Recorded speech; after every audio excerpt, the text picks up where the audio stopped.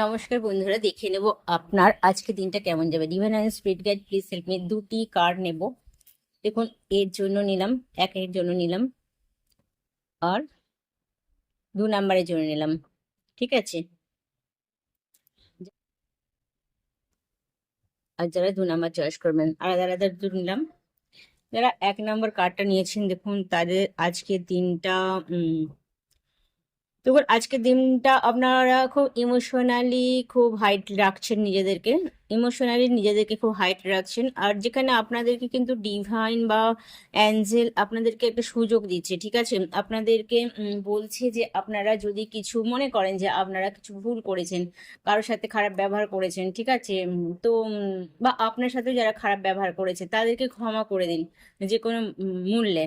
ঠিক আছে, ক্ষমা করে দিন। তো আপনাদের সামনে কিন্তু ভবিষ্যৎ খুব সুন্দর আসছে, যাতে করে আপনি যত লেট গো করবেন, যত তাদেরকে ক্ষমা দেবেন বা ক্ষমা করবেন, বা ক্ষমা চাইবেন বা ক্ষমা করবেন, তো তাতে করে কিন্তু আপনার যত কার্মিক ব্যাগেজ আছে সেগুলো কিন্তু রিলিজ হতে থাকবে।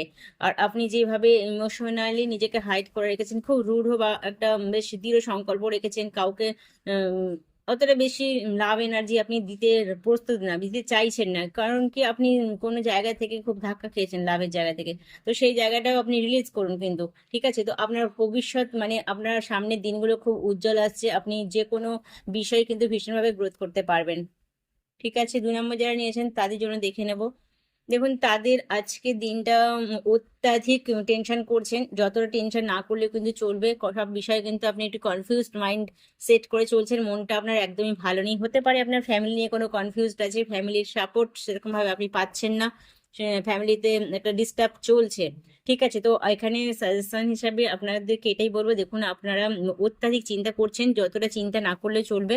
আর আপনি ঠিক পথে আছেন, আপনি চোখ খুলুন এবং আপনি নিজের পথে এগিয়ে চলুন।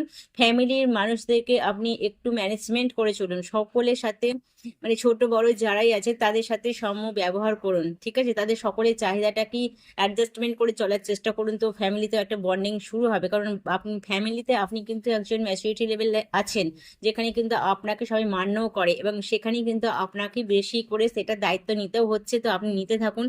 যদি খুব প্রবলেম হয় তো আপনারা অবশ্যই কিন্তু চন্দ্রের রেমেডি করতে পারেন, শানকে জল দিতে পারেন, আর কিছু জিনিসকে রিলিজ করুন, কিছু পাস্ট বা কিছু নিউ রিসেন্ট পাস্টে যেসব কর্মা ক্রিয়েট হয়েছে আপনার সাথে সেগুলোকেও আপনি রিলিজ করুন, তো আপনার লাইফেও কিন্তু একটা সুন্দর বাতাবরণ আসবে। Thank you. ওকে।